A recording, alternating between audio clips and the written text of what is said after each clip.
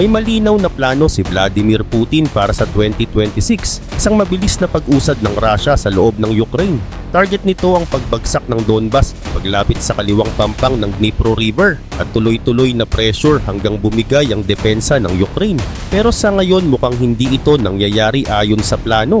Sa halip na Russia ang tuloy-tuloy ang pag-usad, lumalabas na nababaligtad ang sitwasyon. Ang inaasahan na mabilis na panalo ay nagiging mas komplikado. Nagtayo si Putin ng puwersang umaabot sa humigit kumulang 700,000 na sundalo sa Ukraine at ang layunin nila ay umatake sa iba't ibang direksyon. Isa sa pinakamahalagang target ay ang Dnipro River. Gusto nilang makalapit sa kaliwang bahagi nito at kung kakayanin, makatawid. Kasabay nito, mataas din sa listahan ng Donetsk. Nakatutok sila sa tinatawag na Fortress Belt at nais umabante papunta sa Sloviansk at Kramatorsk. Mahalaga ang mga lungsod na ito dahil kapag nakuha ang mga ito, mas lalapit ang Russia sa buong kontrol ng Donetsk at sa kabuuan ng Donbas na sentro ng maraming usapang pangkapayapaan. Pero hindi lang yon. Plano rin ng Russia na palakasin ang kontrol nito sa baybayin ng Black Sea. Makakatulong ito para suportahan ang mga operasyon sa lupa at mabawasan ang pressure ng Ukraine sa Crimea at sa kanilang naval forces. Pero kahit dito, may problema. Pero bago tayo magsimula, huwag kalimutang i-like ang video na ito. Malaking bagay na ito para sa aming mga content creator. Maraming salamat at ngayon simulan na natin. Ang Black Sea Fleet ng Russia ay napilitang umatras papunta sa Novorossiysk at kahit doon hindi pa rin sila ligtas. Patuloy na pinapahusay ng Ukraine ang kanilang drone technology. Noong March 2, nakapag-atake sila at nakapinsala ng 2 barko ng Russia sa lugar na yun. At tuloy pa rin ang plano ng Russia na makuha ang Luhansk, isa pang mahalagang bahagi ng Donbas. Pero may kakaibang sitwasyon dito. Ilang beses nang sinabi ng Russia na nakuha na nila ang Luhansk, pero paulit-ulit din itong kinukwestiyon habang nagpapatuloy ang labanan. Sa kabuuan, malinaw na malaki ang plano ng Russia para sa 2026. Pero sa aktwal na nangyayari sa lupa, mukhang hindi ito ganun kadali at unti-unting nagiging mas pabor sa Ukraine ang takbo ng laban. Ayon sa Institute for the Study of War o ISW, noong April 1 ay inanunsyo ng Russian Ministry of Defense na kontrolado na raw ng Russia ang buong Luhansk. Pero hindi ito ang unang beses na sinabi nila ito, pangatlong beses na. At kahit na halos hawak na nila ang lugar, nasa 99.84% na, hindi pa rin ito kompleto. May mga natitira pang lugar na hindi nila kontrolado, tulad ng Nadia at Novoyehorivka sa silangan ng Borova. Kaya malamang, pipilitin pa ng Russia na makuha ang mga natitirang ito para masabi nila sa ika-4 na pagkakataon na tuluyan na nilang nakuha ang Luhansk. Kasabay nito, may mas malawak pa silang plano. Gusto nilang gumawa ng buffer zone mula Chernihiv papunta sa Sumy hanggang sa Kharkiv Oblast para protektahan ang border nila laban sa posibleng pagpasok ng Ukraine. May plano rin silang umabante sa Zaporizhia at Huliaipole. Kapag nagawa nila ito, makakagawa sila ng isa pang buffer zone na pipigil sa Ukraine na umatake mula sa timog papuntang Donetsk. Malalaki ang planong ito at kakailanganin nila ng napakaraming sundalo para maisagawa. Si Vladimir Putin ay nananatiling ambisyoso, gaya noong simula pa lang ng digmaan. Nagsimula na rin ang spring offensive ng Russia na inaasahang magtutuloy-tuloy hanggang summer at fall para maabot ang lahat ng layunin na ito. Pero dito lumalabas ang problema. Hindi nila nakuha ang Kyiv noong simula ng laban at ngayon mukhang nahihirapan na naman silang maabot ang mga bagong target nila. Habang ipinapakita ng Russia na malakas pa rin sila, iba ang nangyayari sa aktwal na sitwasyon sa ground. Unti-unting nagbabago ang takbo ng laban at sa halip na Russia ang may kontrol, lumalabas na ang Ukraine ang nakakakuha ng momentum. Parang nabaligtad ang buong plano ni Putin. Ang inaasahan niyang taon ng panalo, ang 2026, ay posibleng maging taon kung saan mararanasan ng Russia ang pinakamalalaking kabiguan nito sa battlefield. Ang dahilan kung bakit nababago ang takbo ng laban ay simple. May malinaw na plano ang Ukraine para kontrahin ang ginagawa ng Russia habang naghahanda rin sila para makabawi at mabawi ang mga nawawalang teritoryo. Ang planong ito ay binuo sa 4 na salita: exhaust, hold, build at strike. Ayon ito kay Oleksandr Syrskyi, ang Commander-in-Chief ng Ukrainian Armed Forces, sa kanyang paliwanag sa ICTV. Sa 2026, unang layunin ng Ukraine ay hawakan ang mga lugar na target ng Russia. Simple ang dahilan, ayaw nilang mawalan ng lupa. Bawat lugar na makuha ng Russia ay dagdag sa lakas at posisyon ni Vladimir Putin. Pero habang hinahawakan nila ang mga lugar na yon, ginagawa rin nila ang pangalawang bahagi ng plano, ang pahinain ng puwersa ng Russia. Kilala ang Russia sa paggamit ng dami, sundalo at kagamitan para durugin ang depensa ng kalaban. Pero habang tumatagal na hindi sila makausad, mas marami silang nawawala, mas maraming sundalo at kagamitan ang nasisira. At habang nangyayari iyon, nababawasan ang lakas ng kanilang military. Dagdag pa dito ang long-range strikes ng Ukraine na tumatama sa loob mismo ng operasyon ng Russia na lalong nagpapahina sa kakayahan nitong lumaban. Pero ang tunay na nagpapabago sa laro ay ang pangatlo at pang-apat na bahagi ng plano. Habang nagtatanggol ang Ukraine, sabay silang nag-iipon ng lakas, hindi lang bilang ng sundalo, kundi pati kagamitan, teknolohiya at kakayahan. At kapag handa na, papasok ang huling bahagi, ang strike. Ayon kay Syrskyi, aatake ang Ukraine kung saan mahina ang Russia, kahit saan pa yon sa frontline. Ibig sabihin hindi lang sila magtatanggol, babawi sila. At may dalawang epekto ito. Una, nagbibigay ito ng momentum sa Ukraine. Kapag may nababawi silang lugar, tumataas ang kumpiyansa at lakas nila sa laban. Pangalawa, napipilitan ng Russia na mag-adjust. Sa halip na sila ang nagdidikta ng galaw, napipilitan silang habulin ng galaw ng Ukraine. Mas marami silang kailangang bantayan na lugar, mas nahahati ang kanilang puwersa, at mas nahihirapan silang ituloy ang orihinal nilang plano. Sa madaling salita, habang sinusubukan ng Russia na umabante, binabaligtad ng Ukraine ang sitwasyon. Ginagamit nila ang depensa para pahinain ang kalaban at pagkatapos ay umaatake kung saan ito pinakamahina. At dahil dito lalo pang humihina ang opensiba ng Russia. Yung opensiba na dapat sana magdadala kay Vladimir Putin sa kanyang malalaking layunin. Ngayon malinaw na may dalawang magkaibang plano ang magkabilang panig. Ang problema para kay Putin puro plano ang sa Russia. Pero sa aktual na laban, hindi ito nagiging maayos na resulta. Marami sa mga unang hakbang nila ay nauuwi sa pagkabigo. Samantala, ang plano ng Ukraine ay hindi lang salita. Ginagawa na nila ito at kita na ang epekto sa battlefield ngayon. Simulan natin sa pinaka-importante nilang galaw, ang pag-atake kung saan mahina ang Russia. Ginagawa na ito ng Ukraine mula pa noong late January, lalo na nang mawalan ng access ang Russia sa Starlink dahil sa aksyon ng SpaceX laban sa paggamit nito sa illegal na paraan. Dahil dito nagkaproblema ang communication ng Russian forces at kapag mahina ang communication, mahina rin ang coordination sa laban. Dito nagsimulang lumabas ang mga butas sa depensa ng Russia, lalo na sa southern areas kung saan hindi ganun katibay ang kapit nila sa mga lugar na nakuha nila noong late 2025. Sinamantala ito ng Ukraine. Mabilis silang umatake at nakabawi ng malalawak na lugar at ilang settlement. Ayon sa Ukrinform, sinabi ni Oleksandr Syrskyi noong March 31 na nakabawi ang Ukraine ng mahigit 480 square kilometers sa direksyon ng Oleksandrivka mula nang simulan nila ang kanilang strike campaign sa 2026. Dagdag pa ito sa 430 square kilometers na nabawi sa counteroffensive sa Dobropilya at pati ang Kupiansk ay tuluyan nang nawala sa kontrol ng Russia.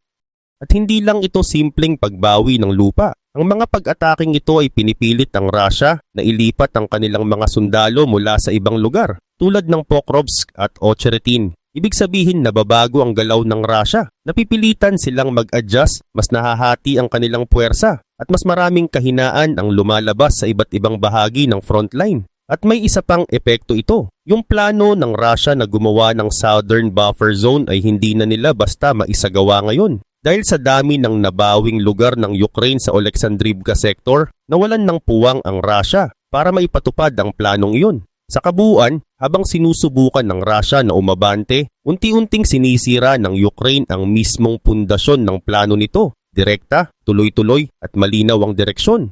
Hindi makakagawa ng buffer zone si Vladimir Putin kung wala na sa kontrol ng Russia ang mismong lupa na gagamitin para dito. At habang patuloy na umaabante ang Ukraine sa direksyong iyon na siya ring inaasahang mangyari sa mga susunod na buwan, ang dapat sana ay buffer zone ng Russia ay nagiging daan pa para sa Ukraine na magpasok ng mas maraming puwersa papuntang Donetsk. Ibig sabihin gumagana na ngayon ang strike part ng 4 na hakbang na plano ng Ukraine. At tandaan, bawat lugar na nababawi ng Ukraine ay hindi lang basta lupa.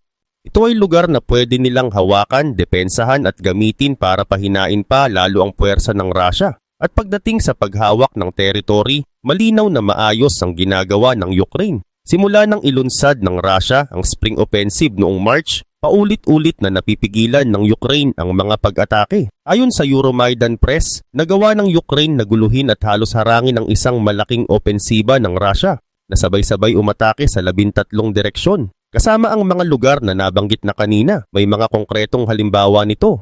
Noong March 28, sinubukan ng Russia na magsagawa ng armored assault malapit sa Robotyne sa Zaporizhia. Pero nauwi ito sa kabiguan. Naubos ang lahat ng 10 armored vehicles na ipinadala nila matapos itong sirain ng mga drone ng Ukraine. At hindi lang ito iisang pangyayari. Ito ang pattern na paulit-ulit na nangyayari sa frontline habang sinusubukan ng Russia na gumamit ng mas maraming sundalo at kagamitan para makalusot. Ayon naman sa Medusa sa kanilang ulat noong April 1, kahit dinadagdagan ng Russia ang kanilang mga pag-atake, may mga lugar sa frontline na tila bumagal ang galaw. Bakit? Dahil sa counter-offensive ng Ukraine na nagbawi ng malalawak na lugar, napigilan ang pag-usad ng Russia sa mga direksyon ng Kharkiv, Zaporizhia at Dnipropetrovsk. Hindi lang iyon, hawak pa rin ng Ukraine ang mga outskirts ng Kostiantynivka, lalo na yung mga area na may matataas na gusali. At ito ang nagse-set up ng isang matinding laban. Habang sinusubukan ng Russia na kunin ng lungsod, malaki ang magiging kapalit nito.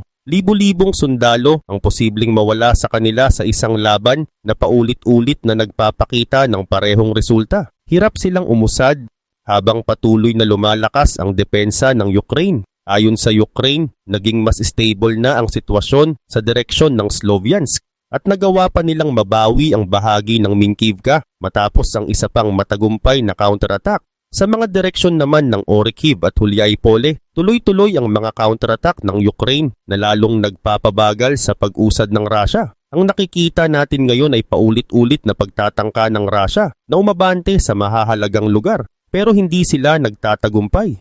Sa ngayon, hindi pa nila direktang kinukuha ang mismong mga bayan. Ang ginagawa nila ay sinusubukang kontrolin ang paligid nito para makapaghanda sa mas malalim na pag-atake. Pero kahit ganun, napipigilan pa rin sila ng Ukraine. At lahat ng ito ay bahagi ng mas malaking plano, ang pahinain ng Russia. Habang tumatagal na hindi sila makausad, mas nauubos ang lakas nila. Pero bago pa tuluyang mangyari iyon, may isa pang mahalagang bahagi ng plano ang Ukraine, ang build o paghahanda. Sinasabi ng Ukraine na gusto nilang mag-ipon ng reserves, pero hindi lang ito tungkol sa pagdagdag ng sundalo. Dumaan ang Ukraine sa isang napakahirap na winter kung saan paulit-ulit silang tinamaan ng drone at missile strikes ng Russia na target ang kanilang energy infrastructure. Dahil dito naging karaniwan ang pagkawala ng kuryente at heating sa buong bansa mula late 2025 hanggang early 2026. Kaya ngayon pa lang naghahanda na sila para hindi na maulit ito sa susunod na winter.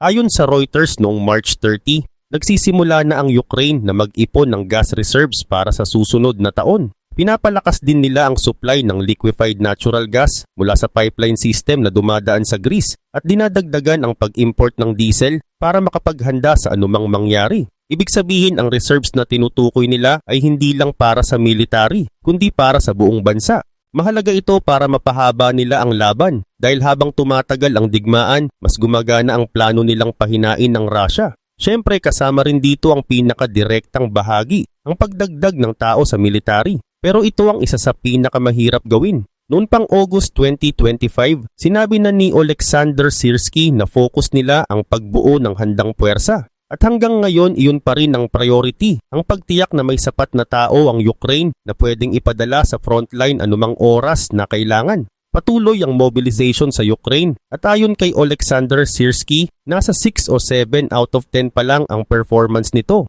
Ibig sabihin may kailangan pang ayusin. Aminado si Syrskyi na mahalaga ang tamang sistema para hindi umaalis ang mga bagong recruit o nagiging awol. Ayon sa kanya, ang pangunahing dahilan kung bakit may umaalis ay takot at kawalan ng kagustuhan maglingkod. Kaya ang focus ngayon ng Ukraine ay gawing mas maayos at mas malinaw ang buong proseso, mula recruitment, training hanggang sa aktual na deployment. Inaayos nila ang lahat ng bahagi nito, tirahan, training at pagkain, para mas maging handa at mas tumagal ang mga sundalo sa serbisyo. Kapag mas marami ang nananatili, mas nakakapag-ipon sila ng reserves. At ang reserves na ito ang sumusuporta sa buong plano ng Ukraine laban sa Russia sa 2026. Ngayon balik tayo sa pinakamahalagang bahagi, ang pagpahina sa Russia. Nagsimula ang spring offensive ng Russia noong early March, pero kahit bago pa yon, ramdam na ang epekto ng strategy ng Ukraine. Sa unang 3 buwan ng 2026, umabot na sa humigit kumulang 89,000 ang nawalang sundalo ng Russia. Sa kasalukuyan, nasa 1,500 ang daily casualties nila. Mas mababa ito kumpara sa halos 100,000 na nawala sa kanila mula November 2025 hanggang January 2026. Pero may isang malinaw na problema. Simula nang ilunsad ang spring offensive, biglang tumaas ulit ang bilang ng kanilang casualties. May isang araw pa nga,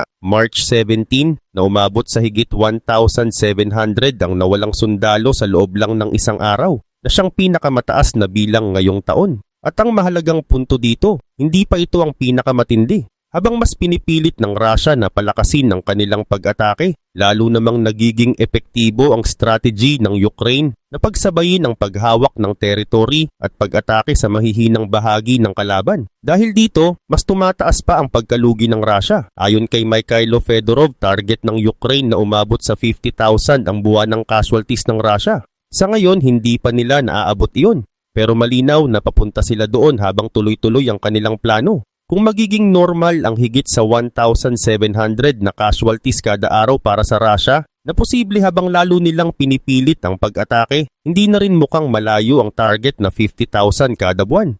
Kapag pinagsama ang bilang na iyon sa loob ng 30 araw, aabot ito sa humigit kumulang 51,000 na casualties. At kahit hindi eksaktong maabot ng Ukraine ang numerong iyon, malinaw pa rin ang direksyon ng kanilang plano. Kung may kakulangan man, hindi iyon dahil bumigay ang depensa ng Ukraine, kundi dahil napipilitan ng Russia na umatras dahil sa laki ng nawawala sa kanila. Ito ang ibig sabihin ni Oleksandr Syrskyi kapag sinasabi niyang gusto niyang sumunod ang Russia sa galaw ng Ukraine. Pinagsasama ng Ukraine ang mataas na casualties ng kalaban, pagbawi ng lupa, paghawak sa mahahalagang lugar, pagpilit sa Russia na maglipat ng puwersa, at paghahanda ng dagdag na puwersa para makakuha ng lamang sa laban. Habang nangyayari ito, unti-unting nababasag ang plano ng Russia na tapusin ang digmaan sa 2026. Ang gusto sana ng Russia ay palakihin pa ang kanilang pag-atake para tuluyang bumigay ang depensa ng Ukraine. Pero sa aktwal, kabaligtaran ang nangyayari. Isa sa pinakamahalagang target nila ay ang Orikhiv dahil nagbibigay ito ng daan papunta sa kaliwang bahagi ng Dnipro River at posibleng pag-usad papuntang Zaporizhia. Pero para mangyari iyon, kailangan muna nilang makuha ang Huliaipole. At dito sila nahihirapan. Patuloy ang counter-attack ng Ukraine sa lugar na iyon at nagdudulot ito ng malaking casualties sa Russia. Sa halip na umusad, napipigilan pa ang kanilang galaw at sa ilang bahagi ay umatras pa sila. Ang pag-abante nila papuntang Orikhiv ay naitulak pabalik at malinaw na plano ng Ukraine na ipagpatuloy ang ganitong galaw. Hindi ito ang inaasahan ni Vladimir Putin. Dapat sana, habang pinapalakas nila ang pag-atake, mas marami silang makukuhang lupa. Pero ang nangyayari ngayon ay mas marami silang nawawala, parehong tao at posisyon. Ayon sa The New Voice of Ukraine, nagsisimula ng magbago ang plano ng Kremlin dahil sa nangyayari sa battlefield. Maaga pa lang sa opensiba, nakikita na nila ang problema dahil kulang sila sa tao at ito ang unti-unting pumipigil sa kanilang galaw.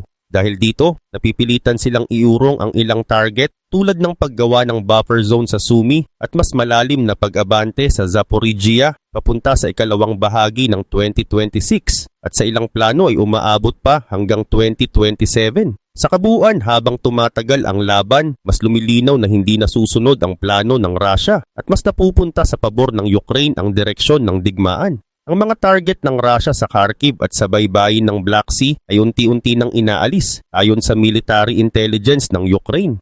Kapalit ng malaking opensiba na inaasahan ni Vladimir Putin para sa 2026, bumabalik ngayon ang Russia sa mas simpleng taktika na ginamit nila noong 2025. Maliliit na grupo ng sundalo ang pinapadala sa unahan. Aabante sila, mahihiwalay, masisira at pagkatapos ay papalitan lang ng panibagong grupo. Paulit-ulit itong nangyayari, kaya nagiging cycle ito ng tuloy-tuloy na pagkawala ng tao. At sa ganitong paraan, lalo lang pinapabilis ng Russia ang sariling pagkapagod at pagkalugi. Eksaktong tumutugma sa plano ng Ukraine na pahinain ang kalaban sa paglipas ng oras. Habang nangyayari ito, lalong nagiging malinaw na ang Ukraine ang kumokontrol sa direksyon ng laban. Nabago na ang takbo ng battlefield at ang mga plano ng Russia para sa 2026 ay unti-unti nang nawawala sa ayos. Kahit magpatuloy pa ang Russia sa pag-atake at makakuha ng ilang maliliit na tagumpay, hindi na ito sapat para maabot ang malalaking layunin nila. Napipilitan na silang iurong o baguhin ang kanilang mga target na parang inaamin na rin ng Kremlin na masyadong malaki ang kanilang inaabot kumpara sa kaya nilang gawin. Samantala, direkta at tuloy-tuloy ang galaw ng Ukraine. Malinaw ang layunin nilang tapusin ang agresyon ng Russia at sa ngayon ay maayos nilang naipapatupad ang kanilang plano. Lalo na sa Timog kung saan mabilis nilang napaurong ang puwersa ng Russia. Isang bagay na hindi inaasahan ni Putin at nahirapan siyang bigyan ng sagot habang patuloy na nagbabago ang sitwasyon pabor sa Ukraine. Habang tumatagal ang laban, may isang mahalagang bagay na hindi agad nakikita. Ang epekto nito sa mga sundalo sa lupa. Sa bawat araw na nagpapatuloy ang labanan, hindi lang kagamitan at posisyon ang nawawala, kundi pati lakas, focus at kakayahang magpatuloy. Para sa Russia, ang tuloy-tuloy na pagpapadala ng maliliit na grupo sa unahan ay may kapalit. Kahit paulit-ulit itong ginagawa, may epekto ito sa moral ng mga sundalo. Kapag nakikita nilang hindi nagbabago ang resulta at tuloy-tuloy ang pagkawala, unti-unting bumababa ang kumpiyansa. Dahil dito mas nagiging mahirap panatilihin ang parehong bilis ng pag-atake. Kahit sapat ang bilang ng sundalo, kapag bumaba ang moral, bumabagal ang kilos at mas nagiging maingat ang bawat hakbang. Sa kabilang panig, iba ang epekto nito sa Ukraine. Dahil may mga nababawi silang lugar at napipigilan ang pag-usad ng Russia, tumataas ang kumpiyansa ng kanilang mga sundalo. Kapag nakikita nilang may resulta ang kanilang ginagawa, mas handa silang magpatuloy kahit mahirap ang sitwasyon. Hindi ibig sabihin nito na madali para sa Ukraine. Tuloy-tuloy pa rin ang pressure at pagod, pero may malaking pagkakaiba kapag may nakikitang resulta ang bawat hakbang. Sa ganitong laban, hindi lang pisikal na lakas ang mahalaga. Malaki ang papel ng isip at kumpiyansa. Ang panig na mas naniniwala sa ginagawa nila ay mas kayang tumagal kahit sa mahirap na kondisyon. Habang tumatagal, nagiging malinaw na ang laban ay hindi lang tungkol sa pagkuha ng lupa, kundi sa kung sino ang mas kayang magtagal. Ang pagod, kakulangan sa pahinga, at tuloy-tuloy na tensyon ay may epekto sa bawat sundalo. Kapag umabot sa puntong iyon, kahit may natitira pang kagamitan at bilang, maaring bumagal ang buong operasyon dahil sa pagod ng mga nasa unahan. Ito ang dahilan kung bakit mahalaga ang reserves. Hindi lang ito dagdag na puwersa, kundi para mapalitan ang mga pagod na sundalo at mapanatili ang kakayahang lumaban. Kung maayos ang pagpapalit at pahinga, mas tumatagal ang lakas ng isang panig. Pero kung hindi, mas mabilis na uubos ang lakas kahit marami pa ang natitira. Sa ganitong sitwasyon, malinaw na ang laban ay hindi lang nasusukat sa dami ng sundalo o kagamitan, kundi sa kung sino ang mas kayang panatilihin ang lakas sa mas mahabang panahon. At habang nagpapatuloy ang laban, ang pagod at moral ay unti-unting nagiging isa sa pinakamahalagang faktor kung sino ang tatagal at kung sino ang unti-unting bibigay. Sa ganitong sitwasyon, kahit maliit na pagbabago sa kondisyon ng mga sundalo ay may malaking epekto sa laban. Kapag mas pagod ang isang panig, bumabagal ang reaksyon, mas nagiging maingat ang kilos at mas tumataas ang posibilidad ng pagkakamali. Sa kabilang banda, ang panig na mas handa at buo ang kumpiyansa ay mas kayang sumabay sa bilis ng sitwasyon at mas mabilis mag-adjust sa anumang pagbabago. Dahil dito, hindi lang sa mapa makikita kung sino ang may lamang. Makikita rin ito sa araw-araw na galaw. Kung sino ang mas organisado, mas handa, at mas kayang magpatuloy kahit mahirap. Habang tumatagal ang laban, ang maliliit na pagkakaibang ito ay unti-unting lumalaki at nagpapalayo sa pagitan ng dalawang panig.